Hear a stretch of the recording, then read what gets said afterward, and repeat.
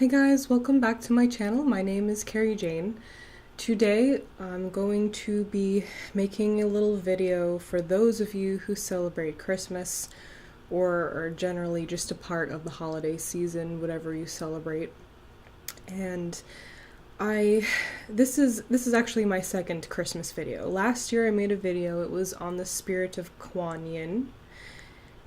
And I spoke a lot about different stressful scenarios that one can find themselves in during the holiday season. And it was just a point I wanted to make to acknowledge those people and to open a dialogue about that because it can be a very hard time for the year for everyone. Now, I made that video not planning on making another video next year, like the following year, which is this year, but I don't know what it is. I can't escape the sadness that I feel when I think about all the people out there who are alone on Christmas or a holiday like Christmas who are just alone.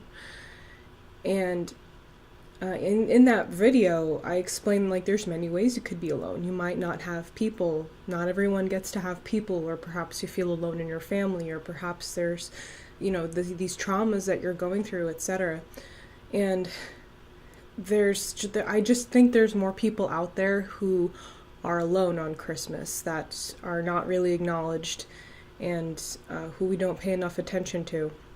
And so my goal as of right now is to just, as long as I can, make videos every Christmas just to talk to you guys, just to bring forward a thought that I'm having, or something that I might think could be beneficial to you guys, whether it's an insight or a message or something that you requested even.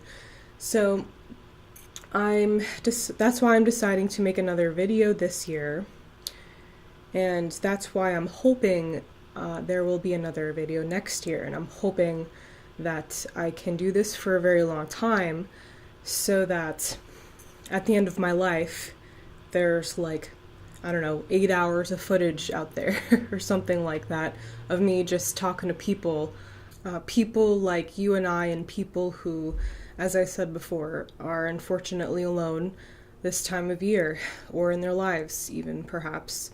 So I hope you guys enjoy this, and let me know what you think at the end of the video. The title of the video is very lengthy. It's called "Our Flaws Are Symptoms of What Make Us Good People."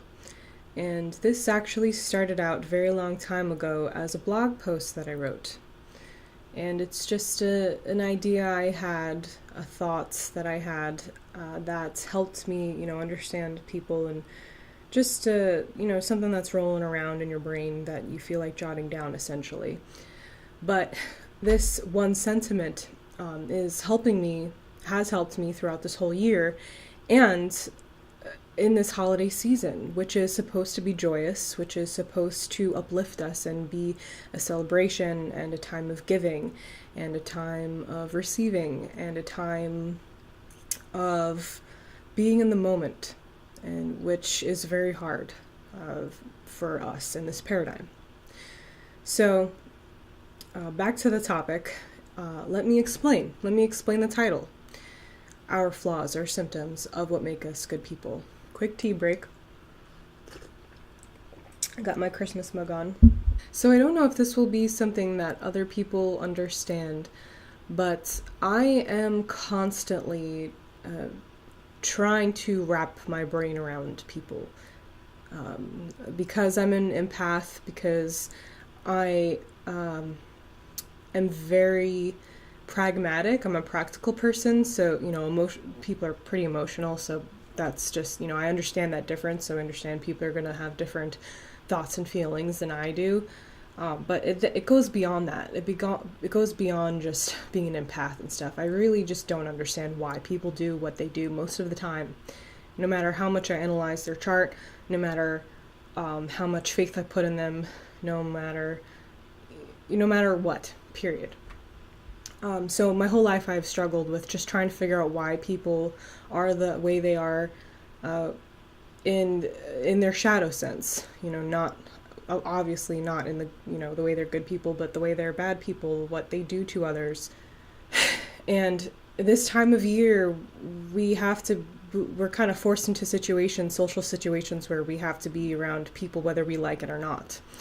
And these people are our family members and our friends, but they could also be your boss. They could also be your coworkers. It could be any social pool that you really find yourself in, and it's stressful for a person like me, if you are a person like me, to have to go day in, day out and have patience and be in the moment and be understanding and have compassion when people are greedy, when people are selfish, when people are whatever manifestation of ego that they've taken on in their life. So, this is how the statement, "Our flaws are symptoms of what make us good people," helps me. This statement means that, or it questions, I should say, that perhaps a person is the way they are because whatever makes them a good person sort of, in this paradigm, leads them down a road, or, only gives them a certain amount of resources to the point where it's hard for them to not be selfish, or it's hard for them to be on top of all of their actions, or it's hard for them to excel in this personality trait versus another personality trait. And this sentiment not only allows you to have compassion for yourself, right? Because we're also very hard on ourselves, and we also are hopefully every day trying to grow, but in the process as well, it can be a very stressful experience. Not only does it help us with that, but it helps us with other people. It helps us understand that people, okay, they're not perfect. We all know that. However, what is the mechanism that makes it that way? Let me give you an example to try and explain this. Jerry is a very outgoing person. He excels in business and finance. He is so outgoing and so good with money that he is at the top of his social circle. He, unfortunately, because he's at the very top of this sort of social pyramid, there's no one there that keeps him accountable for his actions. So, what happens to Jerry? Eventually, he goes so long without hearing that any criticism. He goes very long without hearing any criticism because he's so outgoing and so good with people and so good with money. He's so good at everything. So you go thinking you're the shit. You go throughout your life thinking you're the shit. And so what happens is you are no longer held accountable, and so any manifestation of ego is allowed to persist. And for every single person, that's going to be different. Jerry is a made-up person in my head, so I don't have one for you, I'm sorry. But you get the picture. However, because Jerry is so good at what he does, he provides for his family. He sends all his kids to the schools that they want to go to, all the artsy ones, all the sciencey ones, all the ones where they'll come out and not be in debt, but at the same time pursue what they want to do and, hopefully be a contributing member to society. Jerry also really likes construction. He really likes Habitat for Humanity. He likes volunteering his time to help build houses. He also likes the social aspect of it because he's a social butterfly, and so he gets to work with people whilst expanding this knowledge that he has. So every year he takes time out of his busy schedule to help build a home for someone. Do you see what I'm getting at? This outgoing nature that Jerry has a light side and a dark side. And that is this paradigm. Of course, Jerry would be less of a dick if he acknowledged his shadow which is what my work is all about, or not what it's all about, but it's a main thread in my work. When you understand your shadow, you can actually have that shadow be a part of you whilst not having a negative impact on the world. But nonetheless, Jerry is not a terrible person. His unfortunately his flaw was just a symptom of something that he excels at in life, and a very inherent quality about him that makes him a good person. When we are dealing from many different stressors of people in our lives because they're only living through their shadows, like Jerry. Sorry for anyone named Jerry out there. But because we're dealing with an onslaught of this baggage from other people, what do we do? Obviously, we're setting boundaries, right? We're maybe even putting up walls a little bit to an extent. Healthy walls, of course. But even when we do this, especially this time of year, things are going to get through these walls.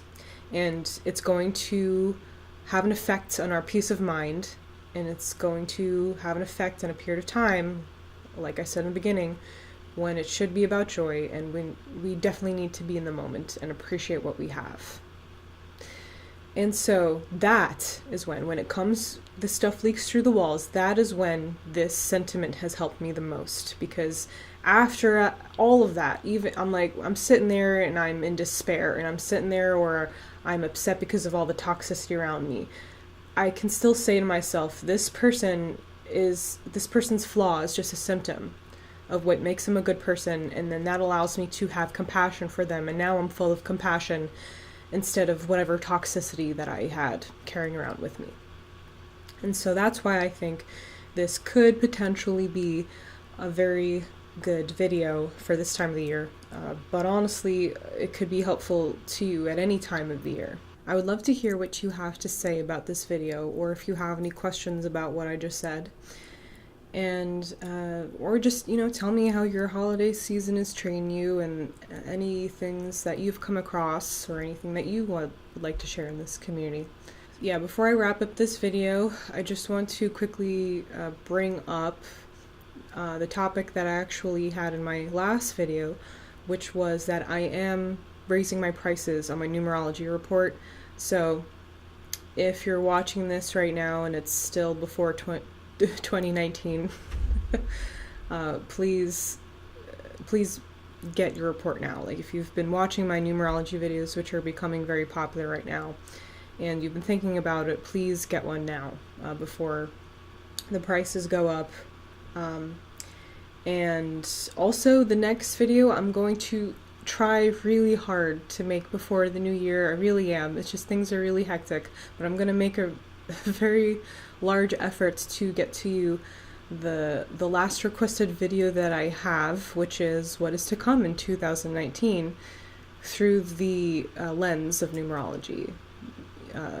2 + 1 + 9 reduces to the number 3, and so we're going into a 3 year, and so that's what that video will be about.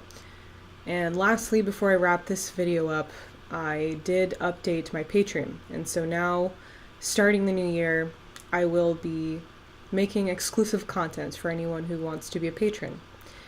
And I will also make a separate video on that, but I just wanted to mention it in case you guys are interested. And thank you so much for watching, as always, and thank you so much for subscribing. Welcome all my new subscribers. And I wish you all the best. Please know, if you feel alone, you're not alone. You really aren't. And even when it feels that way, and you're allowed to feel that way, because there's a lot of reasons why we feel separated right now. It's life happens to everyone. It really does. And I see you, and I care about you. So, all things said and done, have a lovely holiday. And thank you again. Take care, guys.